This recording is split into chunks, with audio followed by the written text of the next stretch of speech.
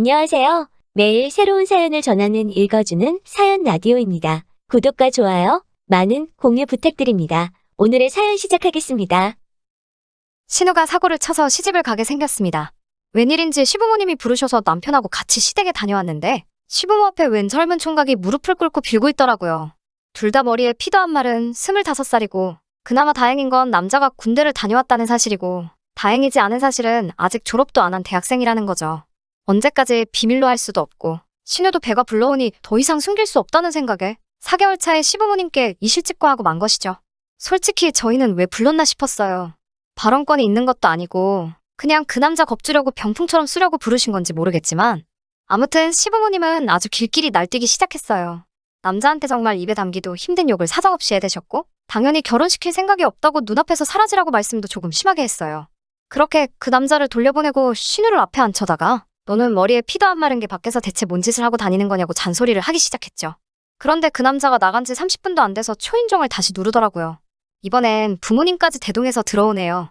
남자 쪽 부모님은 행색은 초라했는데 말투가 꽤나 점잖아 보였습니다. 신우가 임신 4개월이나 되었고 지금 당장 화가 나시는 건 알겠지만 따님을 위해서라도 둘이 결혼을 시키는 게 어떠냐며 중재를 하러 오셨지요. 생각해보면 그 집 사람들 말이 틀린 말이 아니지요. 시부모님 당장에 성질난다고 그렇게 화를 내고 계시지만 따지고 보면 신우의 인생이 걸린 일인데 무작정 화만 낸다고 될 게 아니잖아요. 거기에 보통 이런 상황이면 여자가 불리하지 남자 쪽에서는 크게 불리할 것도 없다고 생각하거든요. 그리고 사고는 뭐 남자 혼자 친 건가요? 무조건 남자 잘못이라고 몰아가기엔 신우가 기여한 바도 크다고 생각합니다. 아무튼 시부모님도 남자 쪽 집안에서 저 자세로 나오며 결혼을 시키자는 이야기를 시작하니 시어머니 태도가 살짝 바뀌더라고요. 아무리 그래도 그렇지 지금은 신우 뱃속에 아이부터 챙기며 병원 가서 검사도 받아보고 해야 하는 것 아닌가 싶은데 무슨 생각인지 남자 쪽에다가 니네 아들이 우리 딸 인생 망쳐놓았다는 식으로 우기며 결혼을 시키고 싶으면 일단 집부터 해와라. 자동차도 해오고 이것도 해주고 저것도 해줘라. 이런 식으로 무리한 요구를 하기 시작했어요. 남자 쪽에서는 당연히 그 집아들이 사고를 친 거나 마찬가지니 도의적인 차원에서 저 자세를 취하셨지만 가면 갈수록 요구하는 게 말도 안 되는 데다가 하나를 해주겠다 하니 이것도 해달라. 저것도 해달라. 무슨 눈덩이 불어나듯 늘어나는 요구에 열이 받았는지 그냥 결혼은 없던 걸로 하자고 딱 잘라 말하더라고요. 그때부터 시부모님이 똥줄이 조금 타기 시작했나 봐요. 신우시켜서 남자친구한테 연락을 해보라고 하는 둥 어떻게든 마음 돌릴 생각을 찾더라고요. 그 와중에도 정신 못 차린 남자친구는 신우가 어떻게 해보라는 말에 책임감을 느낀 건지 아니면 정신 빠진 신우한테 콩깍지가 강하게 씌어서 결혼을 꼭 하고 싶은 건지 부모님을 설득을 했는가 봐요. 남자 쪽 식구들이 다시 한번 저희 시댁에 찾아왔습니다. 그런데 처음 만났을 때와는 다르게 이번엔 멀끔하게 차려입고 오셨어요. 옷이 달게라더니 한껏 차려입은 모습을 보니 부티도 잘잘 흐르고 전에 봤던 동네 아줌마 아저씨 같던 분들이 맞나 싶더라고요. 차려입은 옷 때문에 그런가? 말투도 행동도 처음 봤을 때보다 더 품이 있어 보이고 시어머니가 말도 안 되는 요구를 하면 논리라고는 하나도 없는 궤변을 뱉을 때마다도 평정심을 잃지 않고 잘 대처를 하더라고요. 알고 봤더니 그 집 아버지는 지역에서 독점으로 사업을 크게 하고 있었고 어머니는 공무원 출신으로 집안이 상당히 좋고 재산도 꽤 있는 것처럼 말하더군요. 아무튼 두 사람은 이건 우리 아들 잘못도 있지만 양쪽에서 잘못한 일이고 이미 아이도 생긴 상황이니 좋던 싫던 간에 두 사람이 혼인을 하는 게 맞다고 생각한다고 하시며 집은 원하는 곳에 원하는 대로 마련해 줄 터이니 아이 출산 후 정식으로 식을 올리던지 아니면 지금 당장 식을 올리던지 그것마저도 여의치 않으면 그냥 지금부터 같이 살던지 정하라고 하셨어요. 집을 원하는 곳에 해주겠다는 말에 시어머니 눈이 반짝하시며 근방에서 제일 비싸고 신축인 브랜드 아파트 이름을 대며 그 아파트도 해줄 수 있냐고 물으시니 남자 쪽 아버지는 시모 질문에 말씀드렸다시피 원하는 곳에 원하는 대로 마련해주겠다고 자신있게 대답하시더군요. 시부모님 마치 봉이라도 잡았다는 표정으로 싱글벙글해 계시며 당장이라도 결혼식을 올리자고 하실 것 같은 분위기로 날짜는 언제가 좋겠냐며 말을 꺼내는데 그 집 아버지가 말을 딱 자르면서 한 가지 조건을 걸더라고요. 관습적인 건 부족함 없이 다 지원을 해주겠으니 당신들의 성의도 봐야겠다고 하셨어요. 그러고선 우리 시댁에선 당장 뚝딱하고 나올 규모가 아닌 정도의 혼수와 예단 목록을 내밀더군요. 한번 당해보라는 식으로 요구한 게 티가 나기는 했지만 끝까지 말투에는 품위와 예의가 느껴졌어요. 저 자세로 나오는 그분들을 우습게 보고 갑질 아닌 갑질을 하면서 한몫 뜯어내려는 심보가 눈에 보이니 아예 남자 쪽 집에서 우리 시부모 형편을 알고 한 방 먹이기 위해 작정을 하고 제안을 들고 오신 거죠. 그분들이야 지역 유지에 노후 준비까지 다 되어 있는 빵빵한 집안이지만 저희 시댁은 사실 땡전 한 푼 없거든요. 가진 거라고는 더러운 성질 말고는 내세울 게 아무것도 없는 사람들이에요. 그쪽에서 결혼을 하려면 맞춰줘야 할 확실한 조건을 들고 나오니 당장 시모도 엄두가 나질 않는지 주춤하시더라고요. 현실을 직시하니 정작 자기들은 몸뚱이 말고는 가진 게 하나도 없다는 걸 깨달으신 거죠. 시부모님이 그분들 제안에 어떻게 할 수 있다. 없다 가타부타 대답을 하지 못하고 있으니 순식간에 상황이 역전이 되어버린 거죠. 그 집 사람들은 그렇다면 언제까지 결정을 내리고 다시 이야기하도록 하자고 말하고는 통쾌한 표정으로 유유히 자리를 뜨셨어요. 시모는 허탈한지 닭 쫓던 개마냥 현관문 쪽만 바라보고 있더라고요. 하지만 이 모든 상황을 옆에서 지켜보는 제3자인 제가 볼 때는 다른 건 모르겠고 신우 뱃속의 아이만 불쌍하더라고요. 엄마와 할머니가 될 여자가 태어나지도 않은 자신을 가지고 계산기만 두들기고 있다는 걸 알면 얼마나 마음이 아플까 싶었습니다. 제가 시집 올 때도 많이 힘들었어요. 시댁 정말 가진 것 하나도 없으면서 요구하는 건 더럽게 많았어요. 당시에 아버지 사업이 잘 안 풀려 집안 형편이 어렵던 시절이라 저희 쪽에서 해갈 수 있는 게 거의 없었어요. 하지만 시댁도 요구하는 거에 비해 뭐 하나 해줄 형편이 안 되었기 때문에 그냥 양쪽 다 집안에서 지원받는 건 없는 걸로 하고 남편과는 단칸방부터 시작하기로 했었어요. 피차 저도 남편도 서로 해온 건 없는데 저는 결혼 생활하면서 시댁 간섭도 많이 받아야 했고 별 쓸데없는 일로 종로를 식모노릇도 해야만 했어요. 그래도 묵묵히 살았지요. 남편 하나만 바라보고요. 단칸방 생활 시작했지만 둘이서 힘을 합쳐가며 지금은 전셋집을 구해서 살고 있습니다. 그때까지는 제 남편이 없이 자랐어도 저를 지탱해주는 든든한 동반자라고 생각을 했어요. 저희가 전셋집을 구한 시점쯤부터 해서 친정아버지 사업이 잘 풀리기 시작했어요. 아버지께서 제가 시집 갈 때 해준 게 없던 것이 늘 마음에 걸렸다며 저만 보면 뭘 자꾸 해주시려고 안달이셨어요. 애초에 없이 시작한 거 저는 필요가 없다고 거절을 했더니 전 그렇다면 아파트를 한 채 해주겠다고 하시더라고요. 물론 당장은 그 정도의 목돈이 없으니 무리이고 조금씩 돈을 모아서 대출 없이 한 번에 구해주겠다 하셨습니다. 그런데 그 약속을 하시면서 저에게 남편이나 시댁 식구들한테는 집을 구해줄 때까지는 비밀로 해달라는 당부를 하시더군요. 이유를 물었더니 저보고 알지 않느냐고 결혼하기 전에도 그쪽 집안에서 돈을 가지고 얼마나 유난을 떠셨는데 집 해준다는 사실을 알면 집은 고사하고 저한테 남는 게 아무것도 없을 거라며 제가 남편을 얼마나 신뢰하고 사랑하는지는 알고 있지만 아버지 말 한 번만 믿고 이것만큼은 비밀로 해달라 하셨어요. 남편에게는 말해도 되지 않나 싶다가도 저도 시모에게 당했던 게 있으니 조심해서 나쁠 건 없겠다는 생각에 그렇게 하기로 했고요. 이번 신우의 일도 사실 제가 친정아버지께 부탁하면 어느 정도 도와줄 수 있었지만 일부러 관여를 하지 않았어요. 하다 정 안 된다면 그때 가서 제가 조금이나마 보태줄 의향은 있었지만요. 그런데 시어머니는 당장 남자 쪽 집안에서 요구하는 걸 맞출 수 없다는 생각에 많이 화가 나셨나 봐요. 그 상황에서 남 탓을 하기 시작하더라고요. 남 탓이라기보단 제 탓을 하셨죠. 며느리라고 하나 있는 거 이럴 때 도움도 안 되고 쓸모가 없다고요.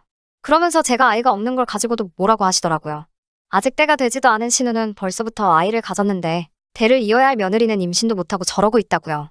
제가 몸이 안 좋아서 아이를 가질 수 없는 몸이기는 한데 그걸 가지고 또 제 속을 후벼 파시니 마음이 안 좋았어요. 왜 시부모님이 돈 마련할 방법이 없어 생긴 스트레스를 저한테 푸는 건지 이해가 가지 않더라고요. 결혼 생활 8년을 넘게 참아왔는데 더 못 참을 게 있나 싶어서 그냥 참았어요. 따지고 보면 제 일도 아니고 신우 일이었으니까요. 그런데 아무 말도 안 하고 있으니 더 심한 말을 합니다. 대까지 끊어놓는 것도 속에서 천불이 나 죽겠는데 거지 같은 집구석이라 이럴 때 도움도 하나도 안 된다고 하시더군요. 시어머니가 대놓고 저와 제 아버지를 욕보이고 있는데도 남편은 거기다 대고 아무 말도 하지 않고 있다가 대뜸 저랑은 상의도 한 번 없이 시어머니에게 우리 전세금 빼서 돈을 마련해 줄 테니 일단 신우부터 시집을 보내자고 하더군요. 전세금 빼고 나면 우리는 시부모님 집에 들어와서 살면 되니 일단 급한 불은 끌 수 있지 않겠냐고 하네요. 그 돈이 어떻게 마련한 돈인데 남편은 우리가 함께한 고생은 생각하지도 않고 오직 사고친 신우 시집 보내는 거리에서 그 돈을 헌납하겠다 잘도 말을 하더라고요. 시어머니는 대번에 신우 시집 보낼 돈도 생기고 부려먹기 쉬운 식모까지 꽁으로 생기니 대번에 무릎을 탁 치며 좋다구나 타령을 하시더군요. 여태까지 저를 위해준다고 생각했던 남편의 모습은 힘든 시기를 이겨내기 위해 저 혼자서 만들어낸 허상이었나 봅니다. 제가 아주 콩깍지가 단단히 씌어 있었나 봐요. 팔은 역시 안으로 굽는 거구나 하는 후회가 한가득 몰려오면서 이제 더 이상 참아야 할 이유가 있는가 싶더라고요. 그래서 처음으로 시어머니한테 대들었어요. 그 집에서는 5억짜리 집을 해준다는데 어떻게 딸내미 시집 보낼 돈 5천을 만들지 못해서 이 사단 만드냐고. 그리고 왜 그 돈을 내 집 전세금 뺀 돈으로 내려고 하냐고 소리를 질렀죠. 남편이 소리 지르고 있는 저를 뜯어말리며 저보고 멍청하다고 우리가 전세금 빼서 5천만 투자하면 5억짜리 아파트가 공짜로 생기는 거라고 생각을 좀 하라고 하더군요. 일단 신우가 시집을 가고 이혼을 해서 재산 분할을 하게 되면 2년 만에 5천만 원이 2억 5천이 되는 거라고 꼭 이렇게 숫자로 말해줘야 이해가 되냐고 혀를 차더라고요. 요즘 집값도 빠르게 오르고 있으니 운대만 맞으면 온 가족이 1억씩은 나눠 가질 수 있다고. 그리고 우리 전세금까지 돌려받으면 우리 손에는 2억이 떨어지는 거라고 말하면서 세상에 우리가 언제 2년 만에 현금 2, 3억을 만들겠냐고 일단 투자하는 셈 치고 저도 협조를 하라고 하더라고요. 그나마 이 집안에서 유별나게 정상이라고 생각했던 남편도 사실 그 집구석 사람들하고 똑같이 돈에 미친 사람이었던 거죠. 지금 신우 뱃속에 아이가 태어나느냐 마느냐 하고 있는데 신우까지 포함해서 온 가족들이 그 집안하고 결혼해서 벌게 될 돈을 계산하고 앉아있으니 그 자리에 있는 사람들이 사람이 아니라 돈에 미친 돼지처럼 보이기 시작했습니다. 온 가족이 보는 앞에서 선언을 했습니다. 그렇게 그 돈으로 신우 시집을 보내야겠으면 전세금 빼드리겠다고요. 대신 맞벌이로 함께 모은 돈이고 반은 내 집이나 다름없으니 전세금 뺀 돈의 반은 제가 가져가겠다고요. 그리고 그 돈을 나누는 순간 저는 이 결혼 생활 그날까지만 하고 끝내겠다고 선언했습니다. 제가 강하게 나오면 미안하다 사과라도 할 줄 알았는데 그 와중에 그 집구석 식구들 표정이 마치 많이라도 받게 돼서 다행이라는 듯한 표정으로 밝아지면서 안도의 한숨까지 내쉬더라고요. 그러면서 돈 1,000만 원은 어디서 구해야 하냐며 상의를 하더니 저보고 가져갈 땐 가져가더라도 1,000만 원은 나중에 받아가면 안 되겠냐고 물어보더군요. 그 순간 정말 남아있던 일말의 정마저도 다 떨어져 버렸어요. 전세금을 빼고 저희 집 짐을 시댁으로 옮기는 그날 저는 아버지에게 전화를 했어요. 회사에서 쓰시는 외제차를 끌고 저를 데리러 오셨습니다. 시댁 인간들은 친정아버지 등장에 넋이 나가버렸죠.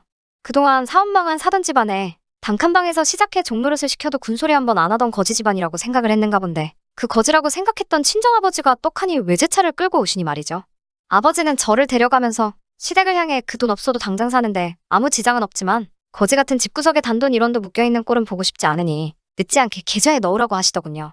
그깟 5,000만 원, 내 딸아이 사람 대접만 해줬어도 내주는 건 문제도 아닌데 결혼할 때부터 사람을 돈으로 생각하는 그 모습이 온 가족이 아주 다 똑같은 사람들이라고 손가락질을 하셨어요. 아들내미 결혼시킬 때 자식 장사를 못해서 그동안 얼마나 속이 아팠겠냐고 콕 집어 한마디 했고요. 신우 결혼은 축하할 일이고 이제 내 딸은 내가 다시 데려갈 테니 2번 다시 엮이지 않으면 좋겠다고 말하고 저를 차에 태우고 출발하셨어요. 아버지 차룸미러로 그 작자들을 슬쩍 쳐다봤죠. 어쩔 줄 모르고 멍하니 서서 멀어지는 아버지 차만 바라보고 있는데 차가 멀어지는 만큼 똑같이 멀어지는 남편과 시댁 식구들을 보니 참 오만 가지 감정이 오고 가더라고요. 어려울 때 가장 힘이 되는 건 남편이 아니라 가족이었네요. 제가 참 어리석었어요. 언젠가 볕들 날이 오겠지 싶어 참아온 허송세월이 안타깝기만 하더라고요. 그래도 이제 다시 부모님과 함께 살게 되니 저는 다시 집안의 공주님이 되었네요. 아버지 출근하고 적적하신 어머니 말동무가 되어주고 일 끝나고 지치신 아버지한테 애교도 부려보고요. 내 존재가 이렇게 소중할 수 있는지 새삼 깨달았습니다. 후기라고까지 할 건 없지만 얼마 전에 남편이 용서를 구하며 연락이 와서 최근 소식 한번 전해드려요. 신우는 그렇게 조심성 없이 까불더니 결국 유산을 했다네요. 인과응보라고 해야 할까요? 오고 가던 결혼 이야기도 순식간에 사라지고 남자 쪽에서 병원비 내주는 선에서 마무리를 지어버렸다고 합니다. 신우가 파혼을 하고 자기도 많이 반성을 했으니 다시 합치자고 제안을 해오네요. 제가 원한다면 시댁과는 아예 인연을 끊고 살겠다고요. 저는 다 필요 없다고 대답했어요. 신우가 그렇게 된 것도 너가 나를 잃게 된 것도 전부 자업자득이라고요. 신우도 애초에 남자 쪽 제안을 받아들였으면 적어도 결혼을 해서 적당한 지원을 받으며 살고 있었겠죠. 남 탓만 하는 사람들이 애초에 자신들이 일을 해결할 생각은 하지 않고 남이 덕만 보려고 하는 건 양심이 없는 거라고 이제 2번 다시 저한테 연락할 생각 하지 말고 그렇게 자식 장사해서 어디서 호구라도 물어서 인생 역전 제대로 한번 해보라고 하고 전화를 끊어버렸어요. 바닥부터 시작해 8년 동안 함께 고생해가며 많은 정이 들었던 남편이지만 저한테는 이제 그 어떤 후회도 남지 않네요. 이대로 제가 다시 다른 사람을 만나지 못한다고 할지라도 저는 저에게 새롭게 주어진 인생의 막을 살아야겠어요. 긴 이야기 끝까지 들어주신 분들 너무 감사드립니다. 가정에 언제나 평안과 행복이 뜨시고요. 저는 이만 사연 줄이도록 하겠습니다. 긴 이야기 들어주셔서 감사합니다. 오늘의 사연은 여기까지입니다. 구독과 좋아요, 알람 설정해주시면 앞으로 더 좋은 사연으로 찾아오겠습니다. 감사합니다.